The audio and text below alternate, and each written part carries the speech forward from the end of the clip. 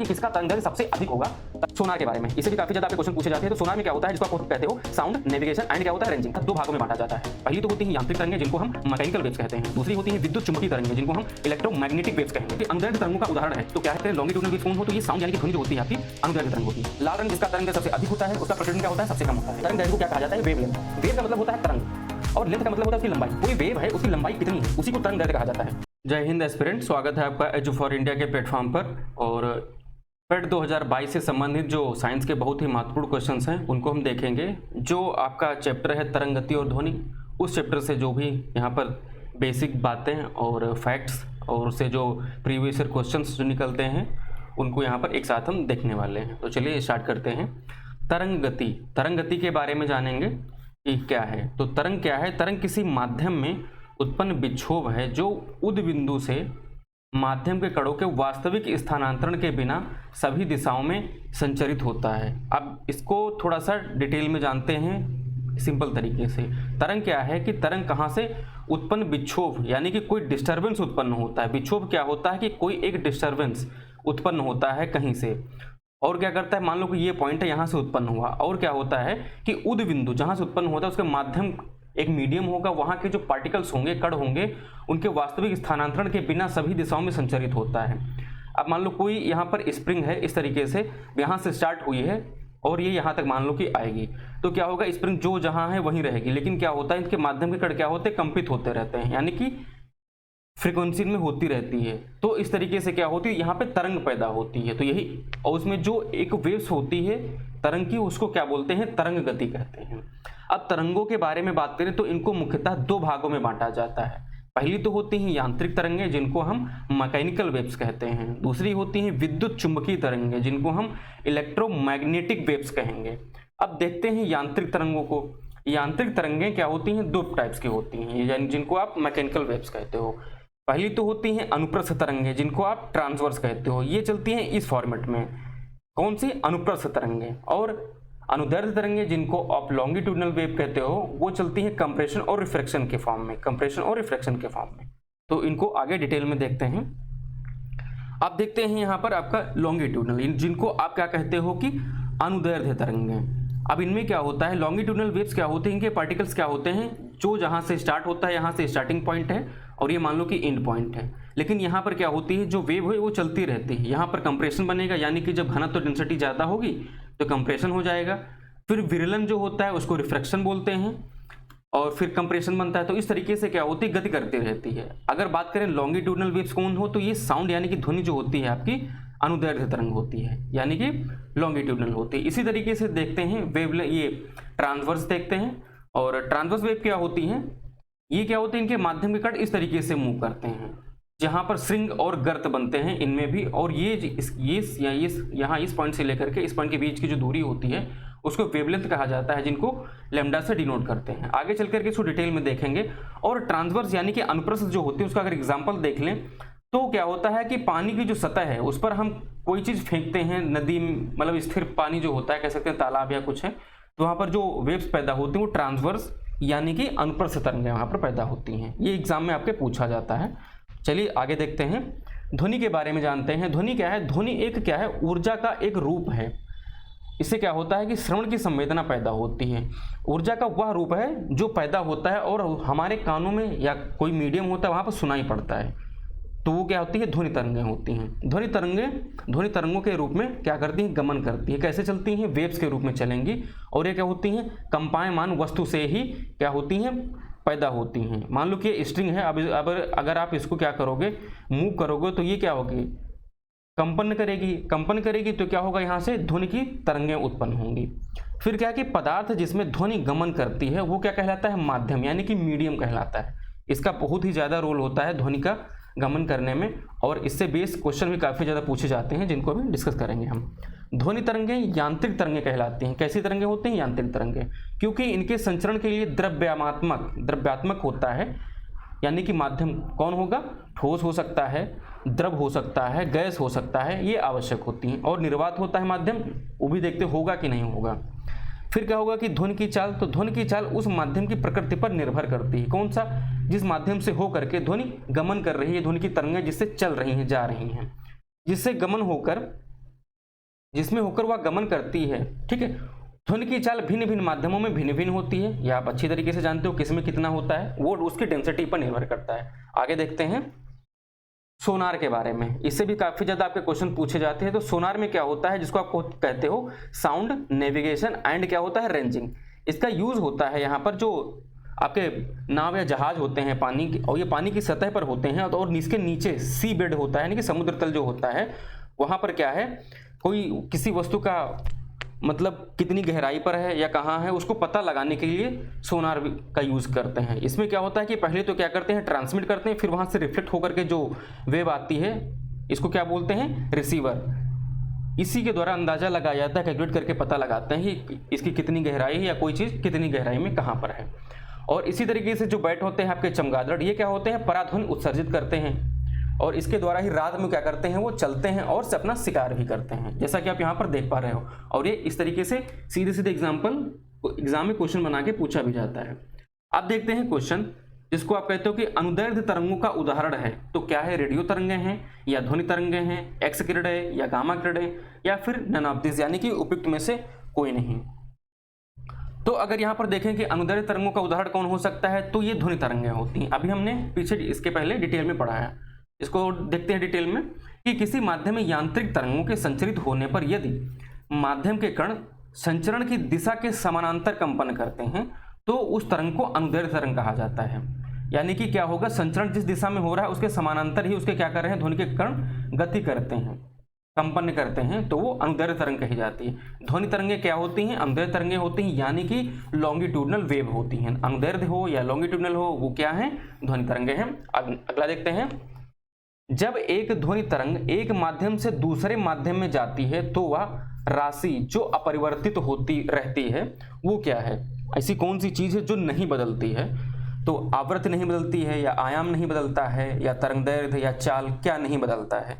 तो इसमें क्या होता है कि जब माध्यम चेंज होता है, यानी कि मीडियम चेंज होता है, तो क्या होता है, जो नहीं बदलता है वो क्या होता है, आवृत्ति नहीं बदलती है, जबकि उसकी स्पीड बदल जाएगी, तरंगदैर्ध्य बदल जाएगी, आयाम। इसको आगे डिटेल में देखते हैं क्या है।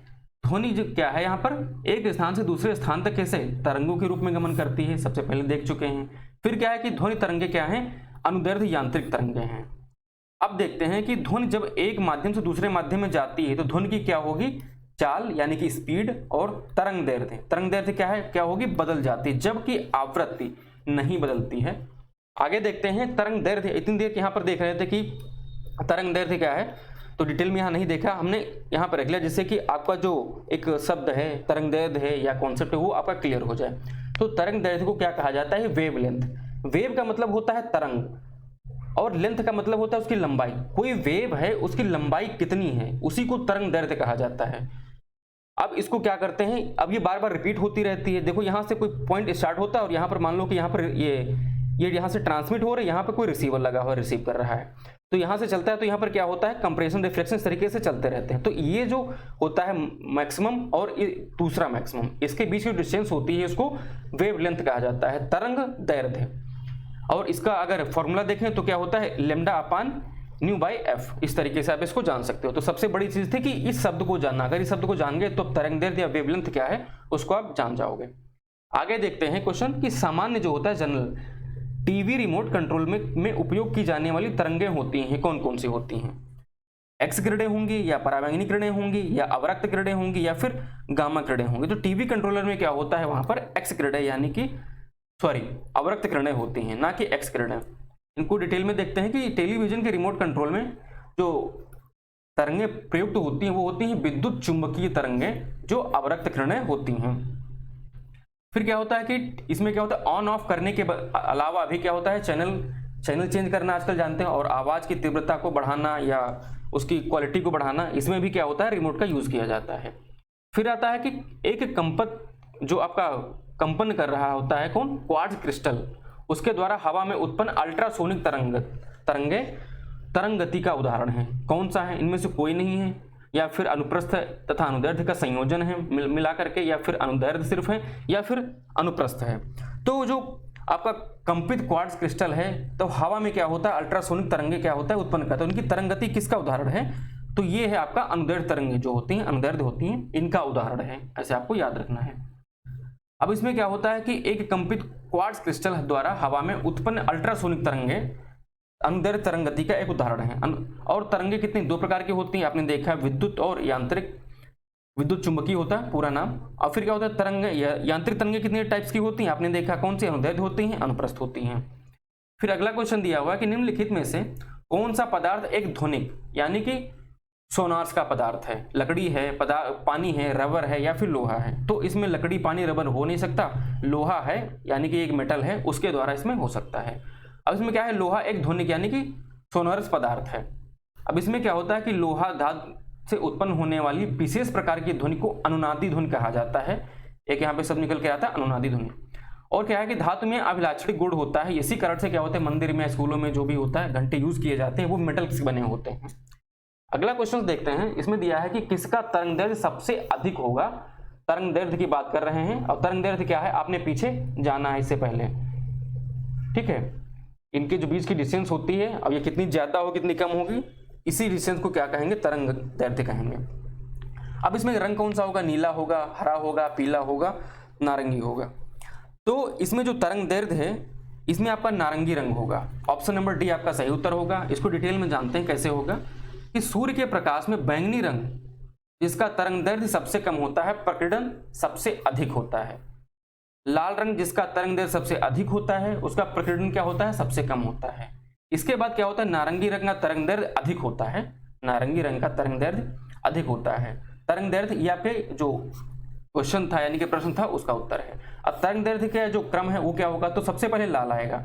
ऑप्शन में क्या था, लाल नहीं दिया था, तो हमने इसको क्या लिया, यहाँ पे जैसे आप देख रहे हो कि नारंगी को यूज किया गया। तो जो यहाँ पर ये सीक्वेंस दिया हुआ तो लाल के बाद में क्या आएगा, नारंगी आएगा, फिर पीला, नीला, जामुनी या फिर बैंगनी। इस तरीके से क्या होता है, इसको इजीली जानने के लिए आपने पढ़ा भी होगा कि जब यहाँ पर क्या होता है, एक प्रिज्म होता है, इसमें से क्या होता है, एक लाइट की रे जो होती है वो अगर पास कराई जाती है तो इसका जो स्पेक्ट्रम होता है इस तरीके से बनता है। तो रेड यहाँ पर होता है और ब्लू सबसे ज्यादा मतलब यहाँ पे नीचे बनता है। तो इस तरीके से इस फिगर के माध्यम से आप पढ़ चुके हो, आसानी से इसको समझ सकते हो या फिर सेट कर सकते हो। आगे देखते हैं, जो अगला क्वेश्चन दिया उसमें कह रहा है कि निम्नलिखित में से किसमें ध्वनि की गति सबसे तेज होती है। और निर्वात में होगा जहां पर शून्य कुछ नहीं होता है, मीडियम। निर्वात का मतलब होता है कि कोई मीडियम ही नहीं है। और लोहा होगा या फिर पानी होगा या फिर वायु होगा। तो ध्वनि की गति जो सबसे ज्यादा तेज होगी वो लोहे में होगी। मैंने बताया था कि जो ध्वनि होती है उसकी स्पीड क्या होगी, जो माध्यम होगा उसकी जलने के लिए उसको माध्यम की आवश्यकता होगी। और उसकी स्पीड किस माध्यम में कितनी ज्यादा होगी वो उसकी डेंसिटी यानी कि घनत्व पर निर्भर करेगी। घनत्व पर निर्भर करने में क्या होता है कि अब लोहे का घनत्व सबसे ज्यादा होगा तो उसमें स्पीड सबसे ज्यादा होगी, जबकि पानी का घनत्व उससे कम होता है तो स्पीड कम हो जाएगी। वायु में क्या होगा, स्पीड होगी लेकिन लोहे और पानी की अपेक्षा कम हो जाएगी। निर्वात में क्या होता है, निर्वात मतलब होता है शून्य, खाली, कुछ नहीं, तो वहां पर क्या होता है, ध्वनि नहीं हो सकती। इस तरीके से आप जान सकते हो कि जब चंद्रमा पर या बाहर जाकर के, पृथ्वी के बाहर जाकर के, जहां पर ग्रेविटेशन फोर्स नहीं या वायुमंडल नहीं, कोई माध्यम नहीं, वहां जाकर के बात करते हैं तो जाकर के कम्युनिकेशन का करने के लिए यहाँ से कोई मैकेनिकल डिवाइस का यूज करते हैं। वहां पर आमने सामने बैठ करके बात नहीं कर सकते क्योंकि आवाज का आदान प्रदान इतने आसानी से वहां नहीं हो पाता है। तो वहां पर क्या होता है, निर्वात होता है। फिर यहाँ पर देखते हैं ऑप्शन बी जो उसका आपका सही उत्तर था यानी कि लोहा।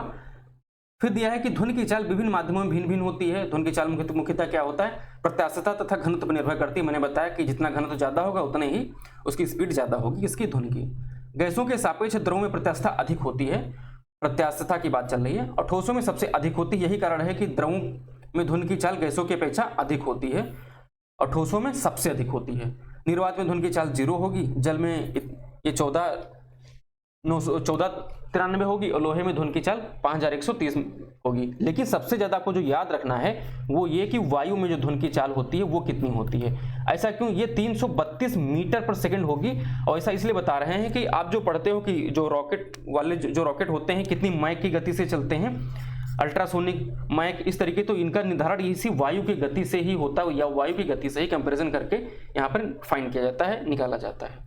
अगला क्वेश्चन दिया हुआ है कि निम्नलिखित में से किस आवृत्ति की ध्वनि मनुष्य द्वारा श्रव्य होगी। क्या होगी, मनुष्य द्वारा श्रव्य होगी। तो 5 हर्ट्ज होगी या फिर 50,000 हर्ट्ज होगी या फिर 100 हर्ट्ज होगी या फिर इतना।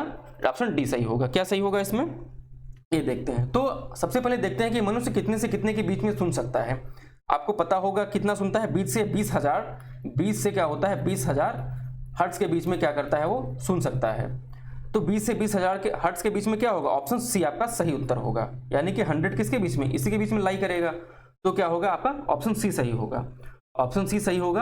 आपने बताया ना 20 से 20,000 हर्ट्ज के मध्य की जो ध्वनि होती है, यानी कि आंतरिक तरंगों की आवृत्ति जो होती है, इनके मध्य जो होता है वो क्या होता है, मनुष्य सुन सकता है। मनुष्य के लिए श्रव्य ध्वनियां होती हैं, इसलिए क्या होगा, मनुष्य 100 हर्ट्ज की जो ध्वनि होगी उसको सुन सकेगा। ध्वनि की चाल सर्वाधिक ठोस में होती है, उसके पश्चात द्रव में और सबसे कम गैस में। सबसे पहले आप देख चुके हो। तो ये अभी तक था यूपी SSC पेट के लिए जो क्वेश्चंस थे साइंस के, आपने देखा। और हमारे साथ यहाँ तक बने रहने के लिए धन्यवाद। मिलते हैं आपको अगले सेशन में एक अच्छे से टॉपिक और महत्वपूर्ण क्वेश्चंस के साथ में।